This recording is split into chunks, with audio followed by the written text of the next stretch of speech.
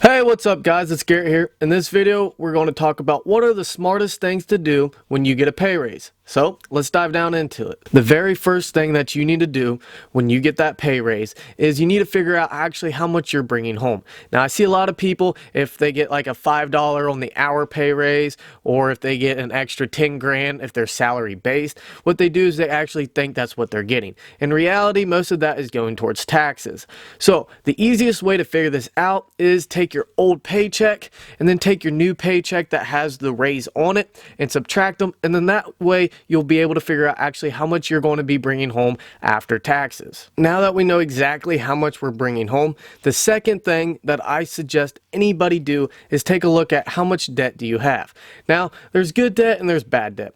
Good debt would be like a house mortgage, and bad debt would be like a credit card bill or student loans, something that has a high interest rate. If you have anything out there that you're paying an insane amount of interest on, that's the first thing that you need to take your extra money and you need to pay that off. Great, now that you have all your debt paid off, what is the third thing on our list? And that is to have an emergency fund. Now, I know a lot of people have different opinions on emergency funds. I'm a strong believer in having one, especially if you come from a lower income status. And the reason why is, here's an example. So you're driving to work, next thing you know, your transmission goes out in your vehicle. Now you have one of two options. You could use your emergency fund to help pay for that new transmission, or if you didn't have an emergency fund and you didn't have a whole lot of money in your bank account, then that requires you to more than likely have to go get a loan to help pay for that new transmission. Next thing you know, you have more debt and you have more interest rates now. I just really suggest that you have anywhere from $500 to maybe a little bit over $1,000 in your emergency fund for something like that, because you just don't know what's going to happen in life. Tomorrow, your car could break down, or tomorrow, for some reason, you could be going to the hospital and have medical bills. You just don't know. So now it's time for the fourth thing on our list, and that is to increase your retirement plan. Whether that be a Roth IRA or a 401k, either one are good retirement plans.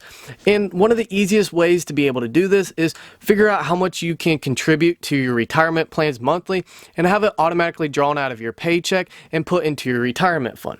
Especially if your employer will match what you put into your 401k, you need to take full advantage of that, because that will really help your retirement plan grow. So now it comes to number 5 on our list, and that is to invest your money into a mutual fund or an ETF. And the reason why I left this one to the very end is because I want you guys to take care of the previous 4 things before you do this one, because there is no guarantees in the market. You know, there's always a risk.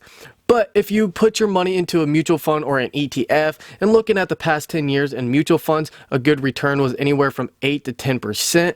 And if we do this for 45 years and put 2 grand in every single year at a return of 9%, you're going to be about $1.1 million richer if you started this at the age of 20 and then at the age of 65 you took it out for your retirement.